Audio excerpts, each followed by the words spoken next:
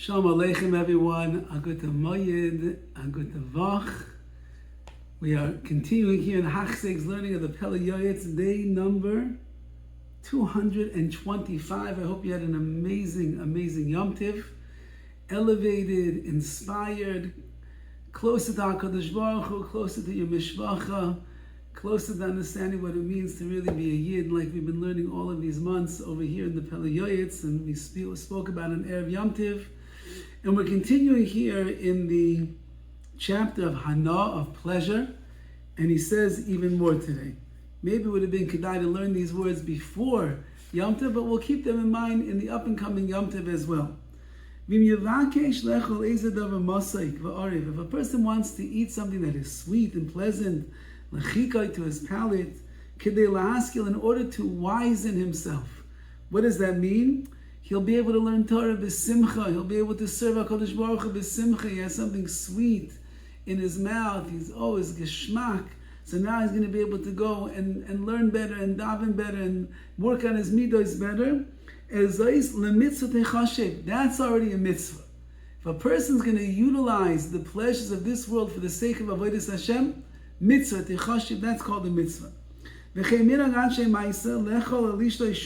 says, great people, their custom is to eat or to drink shum davar she'arav lechikam, something that is very pleasant to their palate.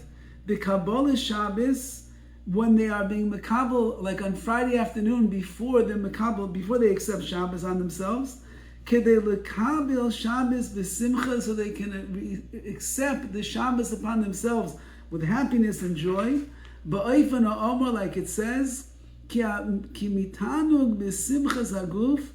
a person has physical pleasures and happiness in their body, it's able to awaken the spiritual delights, the tremendous simcha of a mitzvah, until the pleasures that the body usually receives from the wasted things of this world will decrease. He will not derive benefit from it, rather from more ruchniya spiritual delights that are going to be in his life. Now this is a very tricky thing, because a person could take license over here and say that this new thing in Klal Yisrael, Ta'ameha, where you have to fress away before Shabbos comes, with the lechayims and the meat boards and the kugels. He says, I have no choice. He says in the Pele Yoetz, I have to be besimcha when Kabbalah Shabbos comes. I have to sing and I have to dance. I have to be happy. If I eat good geschmack stuff, so then I'll really be happy when I come to shul, and then I'll be able to daven better. I'll be able to dance better. I'll be able to come home in a better mood to my wife and my children. So I have no choice. But the Pele Yoetz is not saying that. The Pele Yoetz is saying, they're going to eat or drink something, one thing over here that's going to be geschmack to their palate, and they're going to put them in a better mood. And then they're not going to go wild into the world of Gashmias. No, they're going to take a little bit.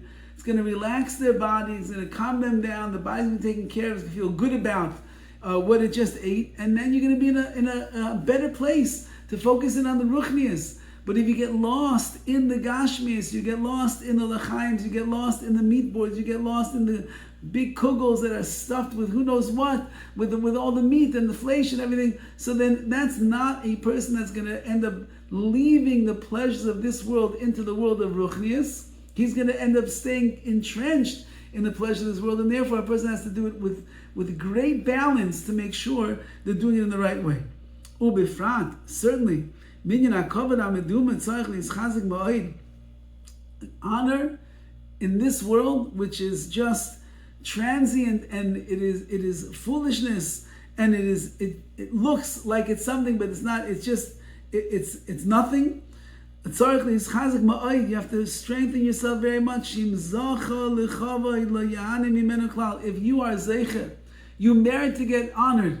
They honor you. The yeshiva wants to honor you at a dinner. Your friends say, "Oh, you're the best." Your kids say, "Oh, Tati, we love you."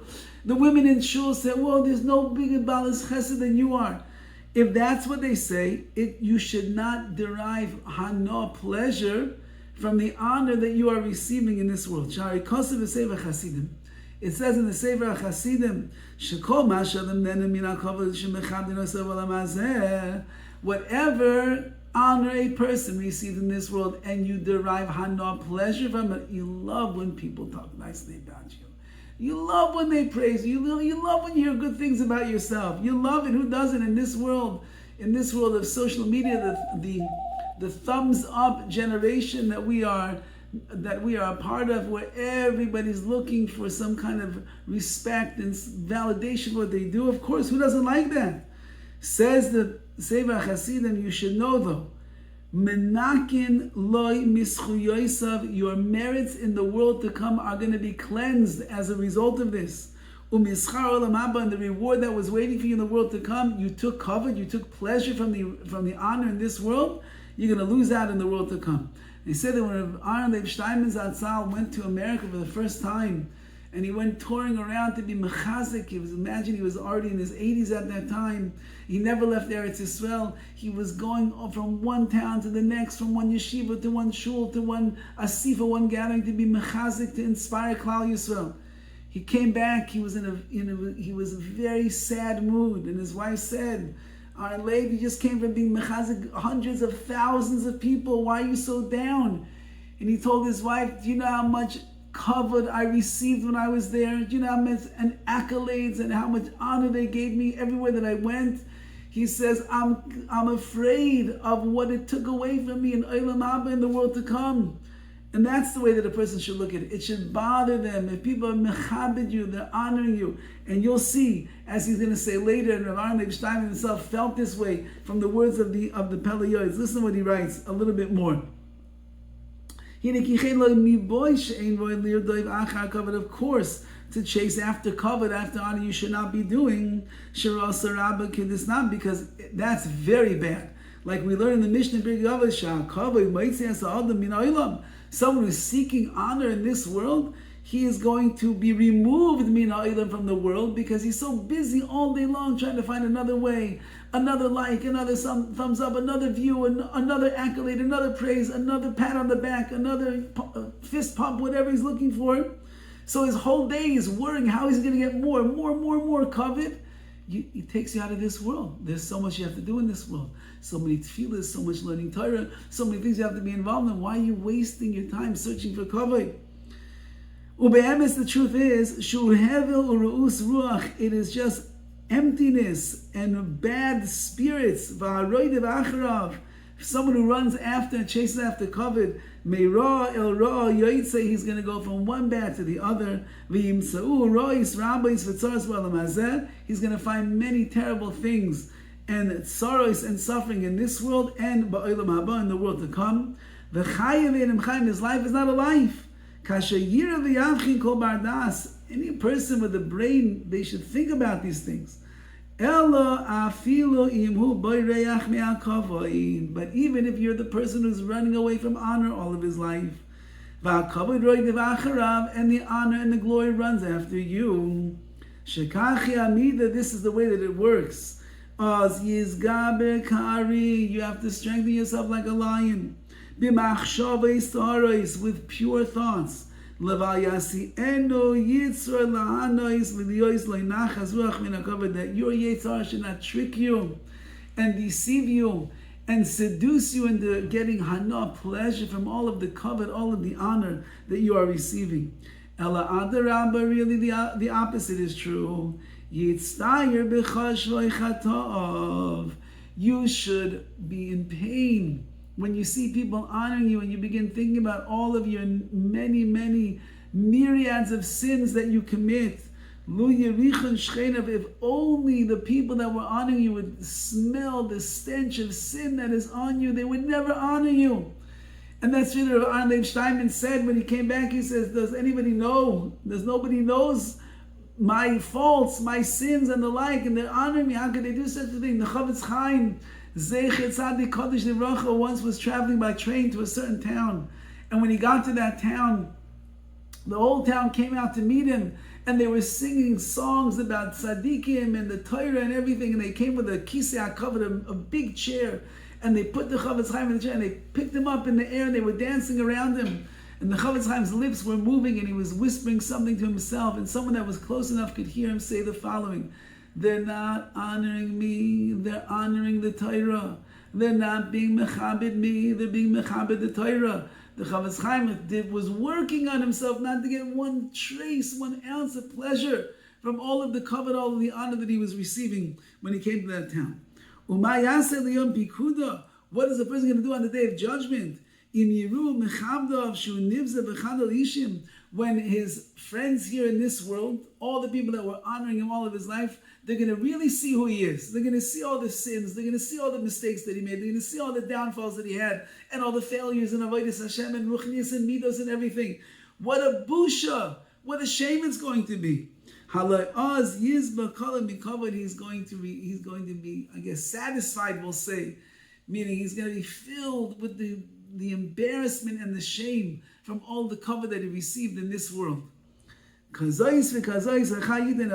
person who's alive should put his heart and think about this. Do not derive pleasure from this world, not in the physical pleasures, not in the pleasures of covet, of honor. And then you'll be zeicher to the vision of Shakai of Hashem. Says the Pele Yoetz, be so careful. Run away from covet and run away from the pleasure of this world. You don't need any of that. You just need to be Dovid in Hashem, the best that we could. Rabbi saying our sages teach us, someone who benefits from the hard work of his own hands is greater than someone with Yirah Shamayim. How could that be? Because someone who benefits from the hard work of his hands, he works hard and makes his money and is able to pay his bills. He will never have to flatter a single person for a penny, because he's making the pennies himself. He doesn't need to rely upon anybody else. Like the Mefarshim say on the Pasuk in Mishlei, the crown of the wise is their wealth, and the folly and the foolishness of the fools is their ivelis, is their foolishness. Which means that he's saying over here that someone who ends up being too reliant on other people in this world to provide for them, to support them and the like, that's foolishness of that. But if you're a wise man, you will be yagia, you will work to be able to earn your living, and that way you don't have to rely upon anybody, just to be B'nai Shalom. That's why it says, when you work hard, it's going to be good for you in the world to come as well. Not only in this world, where you don't have to flatter anybody, you don't have to rely upon anybody, but even in the world to come, because you earned everything, and you relied upon the B'nai Shalom for what you gained, and you never had to go into that bad world of midas of flattering other people to get what you need and what you want. Masha'en Kain, on the other hand, be Yireh Shamayim. Someone that has Yireh Shamayim, he only has the fear of heaven, but he doesn't work hard. So on one hand, he's very fortunate in this world as well. He's in this world because he's a Kodesh Baruch Hu. He's careful with his mitzvahs and his averas.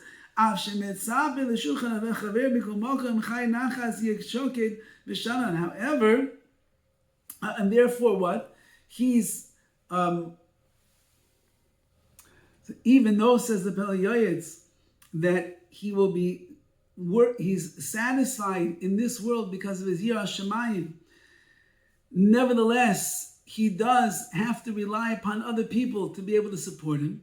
So the Yirah Shamayim gains him the favor in the eyes of HaKadosh Baruch Hu, but at the end of the day, so his tranquility and his peace and everything that he has, that's true, Yirah Shamayim brings you that. But Lamaisa, at the end of the day, he did rely upon others. So he has goodness in this world, but the true good in the world to come, it's not complete. Because since he had to sink into the world of the bad midah of flattering another person, he loses some of his reward in the world to come. Masha'en Kain, somebody who is a yegia kapecha, somebody who's working hard in this world, and they don't have to rely upon anybody else, and they're just between them and the Rebbeinu Shalom. So therefore, they never went into that bad midah of flattery and chanifa and the like, and trying to convince other people to take care of them, and therefore they could have a greater level of shleimus in the world to come. Pele ployim, says the Pele Yoetz, and in Mirz Hashem, as we continue in this beautiful Yom Tov of Pesach, Chol HaMoed, we should be zeicher to higher and higher levels of our dveikis, of our closeness to Hashem. All the best.